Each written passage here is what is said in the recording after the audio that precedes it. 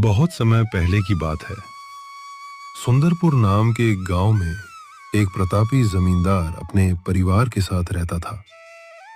उसकी पत्नी का नाम माया था और उसका इकलौता बेटा था मोहन।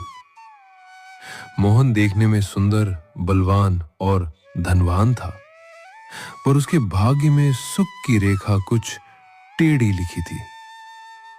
मोहन की 2 शादियां हो चुकी थीं, पर दोनों ही पत्नियां घर के कैद खाने में बंद थीं।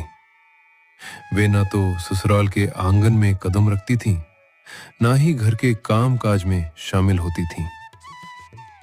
एक दिन जमींदार ने भारी मन से अपने बेटे से कहा, बेटा, तूने 2-2 शादियां तो कर ली, पर क्या फायदा जब तेरी दोनों पत्नियां तेरे साथ नहीं रहती। मोहन ने सिर झुकाकर उत्तर दिया, पिताजी, वे माँ की शर्तें पूरी नहीं कर पाईं। अगर कर लेती तो आज कैद में ना होती। माया कठोर स्वभाव की स्त्री थी। वो मानती थी कि बहू केवल सुंदर नहीं, समझदार भी होनी चाहिए। उसने दोनों बहुओं की परीक्षा ली थी, पर वे असफल रहीं। जमींदार ने बेटे को ढाढ़स बंधाया। चिंता मत कर, तूने अपने मन से विवाह किया, इसलिए तेरी मां ने परीक्षा ली। अब मैं खुद तेरे लिए ऐसी बहू ढूंढूंगा जो इस घर को समझदारी से संभाल सके। उसी दिन जमींदार किसी काम से गांव से बाहर निकला। चलते चलते वो घने जंगल में पहुंच गया। तेज धूप, लंबा रास्ता और सूखा कंठ उसे जोर की प्यास लगाई। दूर दूर तक न कोई नदी दिखी, न तालाब। तभी उसकी नजर एक छोटे से घर पर पड़ी। वह घर एक कुम्हार का था। भीतर एक सुंदर और सुलझी हुई युवती मिट्टी के घड़े बना रही थी। जमींदार ने कहा, बेटी, मुझे बहुत प्यास लगी है, क्या तुम मुझे पानी पिला दोगी? लड़की मुस्कुराई। आप यहीं ठहरिए। वो भीतर गई और पानी का गिलास लेकर लौटी, पर उस गिलास में कुछ तिनके डाले हुए थे। जमींदार ने मन ही मन सोचा, इतना साफ पानी और उसमें तिनके। फिर भी उसने तिनके हटाकर धीरे धीरे घूंट घूंट पानी पिया। पानी पीने के बाद उसने पूछा, बेटी, पानी तो साफ था, फिर तिनके क्यों डाले? लड़की बोली, तो बीमार पड़ सकते थे। तिनकों से आप धीरे पिए, इसलिए ऐसा किया। जमींदार चकित रह गया। इतनी समझदारी! उसने मन ही मन ठान लिया, यही लड़की मेरे घर की बहू बनेगी।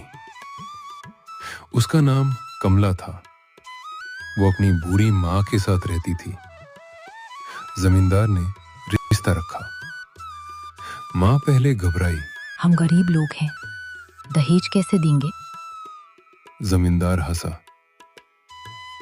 हमें कुछ नहीं चाहिए, बस आपकी बेटी चाहिए। अगले दिन बारात तय हुई, पर कमला ने अपनी समझदारी से ऐसा प्रबंध किया कि बारात को लौटना पड़ा और वह स्वयं डोली में बैठकर जमींदार के घर आ गई। अब असली परीक्षा शुरू हुई। माया ने कमला को एक अंधेरे कमरे में ले जाकर कहा, इस कमरे में अंधेरे की मां रहती है, पहले उसे मारो, तभी मेरी बहू बनोगी। कमला घबराई नहीं। उसने दिया जलाया। कमरे में उजाला फैल गया। माया चौंक गई। दोनों कैद बहुओं को भी कमला के आग्रह पर मुक्त कर दिया गया। तीनों बहुएं सुख से रहने लगीं। समय बीता। एक दिन राज्य में भयानक सूखा पड़ा। जमींदार ने बहुओं को मायके भेजना चाहा, पर कमला बोली, पिताजी, मैं काम ढूंढूंगी और सबका पेट पालूंगी।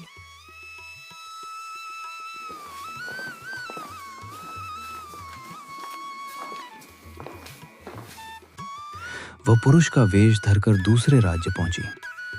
वहां के राजा ने उसे एक विचित्र काम सौंपा, फांसी दिए गए अपराधियों की लाशों का पहरा।